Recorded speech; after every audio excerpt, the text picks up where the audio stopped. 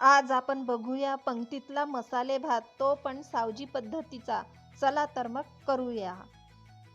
Wow, मस्त.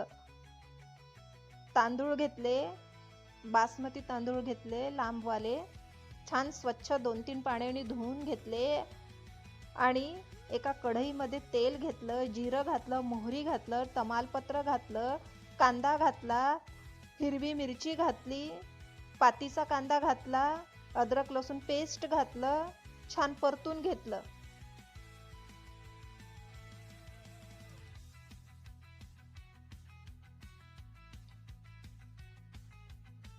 गुलाबी कांदा होतपर्यंत परतून घेतलं. मग बटाटा घातला, बटाटा पण परतून घेतला. आता मटार घातले, मटार पण छान परतून घेतले. झाकून शिजू दिलं बटाटा आणि मटार. आता मीठ घातलं, हळद घातली, धणे जिरे पावडर घातलं, थोडं लाल तिखट घातलं, छान मिक्स केलं. सावजी मसाला घातला, गोडा मसाला घातला. आता 5 मिनिटं भिजत ठेवलेले तांदूळ घातले. तांदूळ छान परतून घ्यायचे आहे फुलतपर्यंत व्यवस्थित.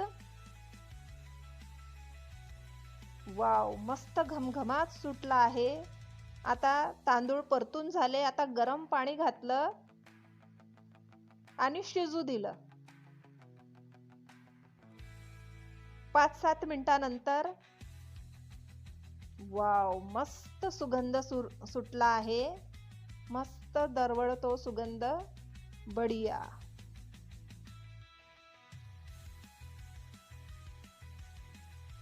आपला तांदूळ शिजलेला आहे, भात तयार झाला आहे.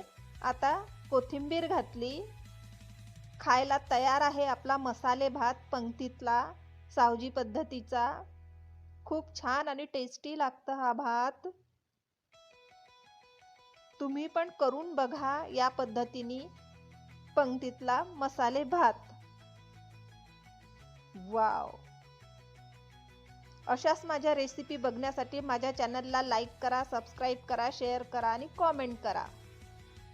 या मसाले भात खायला. वाव, मस्त, जबरदस्त, बढिया. बाय.